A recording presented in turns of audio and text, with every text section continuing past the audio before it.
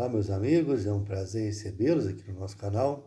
Hoje, para falarmos sobre mais um conto do escritor brasileiro Machado de Assis, Pai contra Mãe, publicado pela primeira vez em 1906, no livro Relíquias da Casa Velha. Antes, porém, de continuarmos, eu gostaria de pedir aos colegas a gentileza de se inscreverem no nosso canal e nos acompanhar aqui no YouTube. Pai contra Mãe é um conto que tem aproximadamente 10 páginas na edição que eu vou mostrar para vocês, que é uma coleção de contos escolhidos do escritor Machado de Assis. Tem vários contos aqui, alguns mais famosos, outros nem tanto. Nessa diagramação, ou seja, o conto toma apenas alguns minutos de leitura, uma leitura bastante tranquila. Essa coleção aqui que foi organizada, selecionada pelo Roberto Alves. A história é ambientada no século XIX, não especifica exatamente qual o ano, apesar de ter sido escrito e publicado quase 2 décadas depois do fim da escravidão. Mas, enfim, o narrador ele é em terceira pessoa, ele é onisciente, né? Ele sabe de tudo que vai acontecer, inclusive ele faz julgamentos, né? Faz juízos sobre as ações das personagens. As personagens nós temos três principais, né, que é o Cândido Neves, o nosso protagonista, que é a Clara, a sua noiva, que depois se torna esposa, e a tia Mônica, que é tia de Clara e que também exerce um papel importante. Mas enfim, o autor ele começa fazendo algumas considerações históricas sobre a escravidão, os instrumentos que eram utilizados para punir os negros, né? E como essa profissão foi desaparecendo, aliás, essa condição, né? Foi desaparecendo ao longo das décadas, né? E junto com ela algumas profissões que tinham ligação de alguma forma. Isso aí vai ter a ver com o nosso personagem, né, principal, que é o Cândido Neves, que ele não tinha nenhum apreço por algum trabalho específico. Ele não conseguia se firmar em nenhum trabalho específico.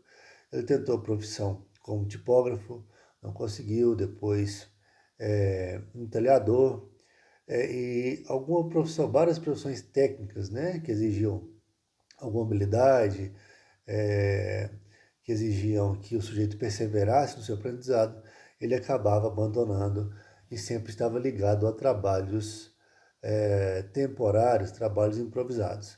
Mas, de certa forma, ele consegue desenvolver alguma habilidade num trabalho ligado à escravidão, ao período, né, que era a de captura de negros fugidos. Então, tinha um escravo que fugia, né, do seu dono. Geralmente esse dono procurava um jornal ou elaborava um cartaz onde colocava a recompensa, o nome do negro e alguns detalhes, algumas características físicas.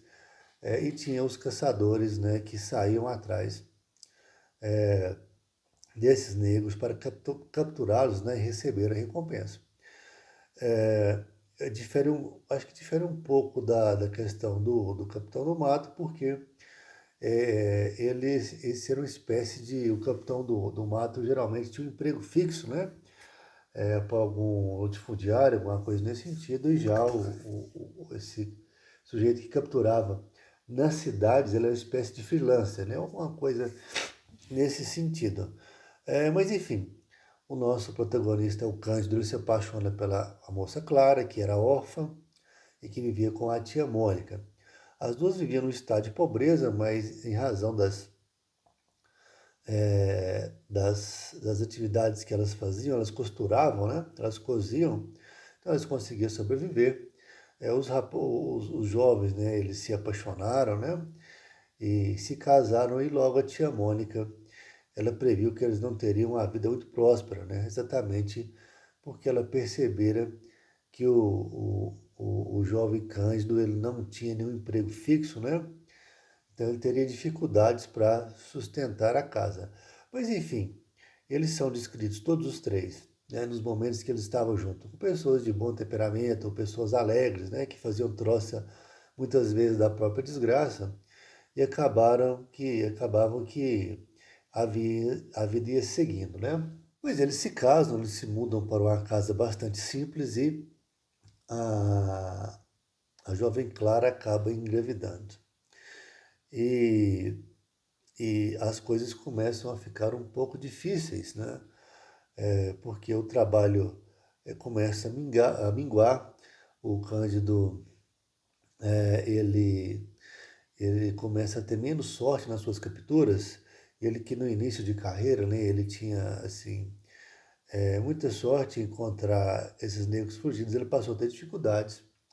Então o rendimento da família começou a cair e a tia Mônica, preocupada, né, como sempre, sua sobrinha principalmente, tentou convencê-los, né, mencionou num jantar que eles estavam juntos, né, que talvez seria melhor entregar essa criança quando ele nascesse para a roda dos rejeitados, né, que eles é uma espécie de instituição que recebia crianças, né, recém-nascidas, que eram descartadas pelos pais e acolhia provisoriamente, depois tentava encontrar uma destinação, encontrar alguns pais, né, que tomassem conta dessas crianças. Mas aí o Cândido se mostra indignado, e a Clara tenta amenizar a questão, dizendo que Nossa Senhora ela daria o que comer para a família. Aí acaba que a tia Mônica dá uma risada, todos riem e a vida segue, né?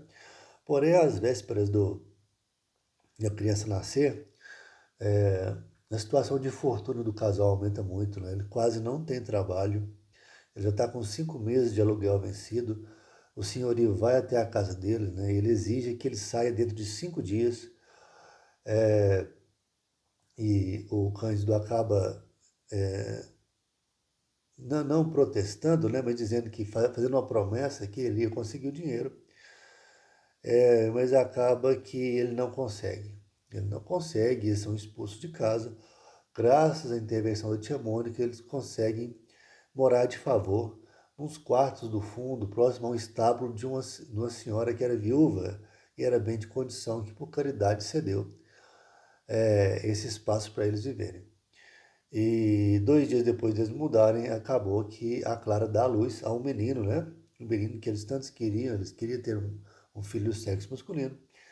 Mas a tia Mônica acaba os convencendo de entregar essa criança, né, para a roda dos rejeitados, dizendo que eles não conseguiriam sustentar, né, mesmo com todo o esforço da Clara, costurando para fora, né, e do esforço do Cândido em tentar procurar negros aí para recapturar.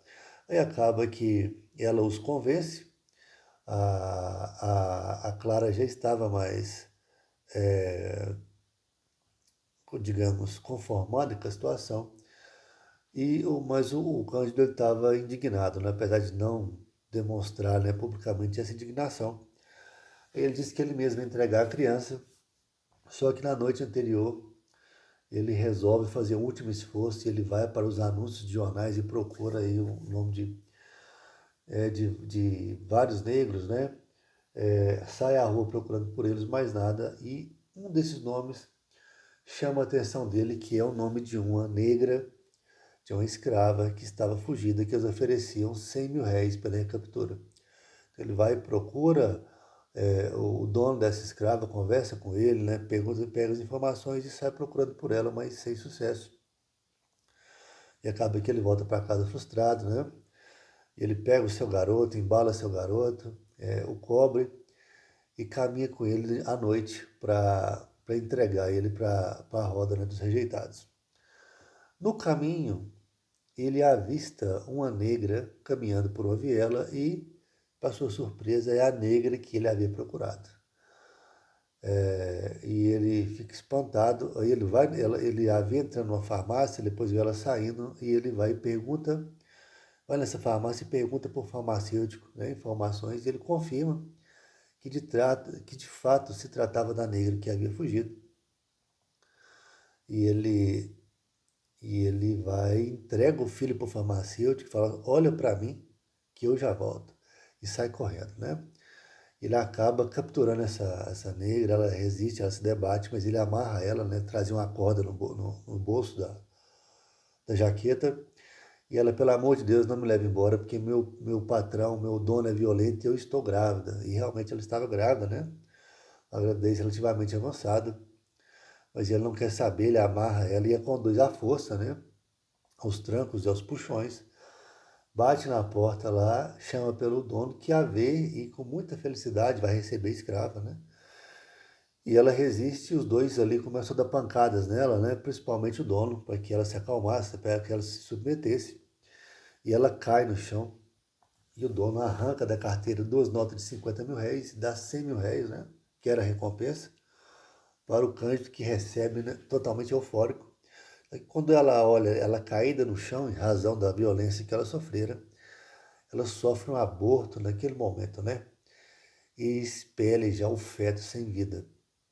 E ele tem um repentino mal-estar,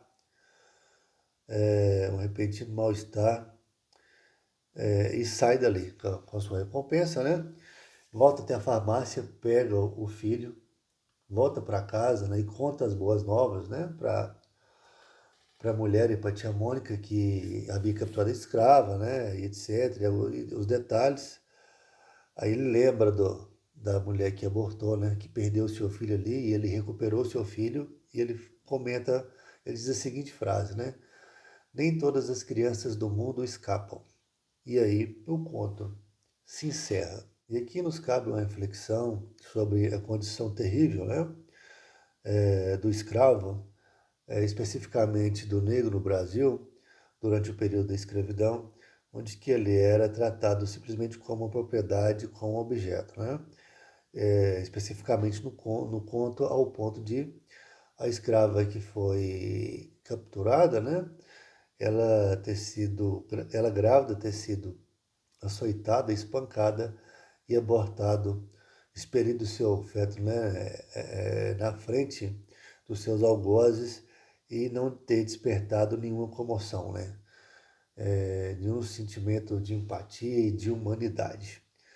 Mas enfim, nós encerramos aqui o resumo desse conto, é um conto muito bom, uma linguagem bastante tranquila e bastante interessante. Recomendamos, claro, a sua leitura. E se os colegas chegaram até aqui, nós agradecemos muito e solicitamos a gentileza que, novamente, que se não são inscritos, que se inscrevam no nosso canal e que nos acompanhem aqui no YouTube. Então, um grande abraço e até a próxima.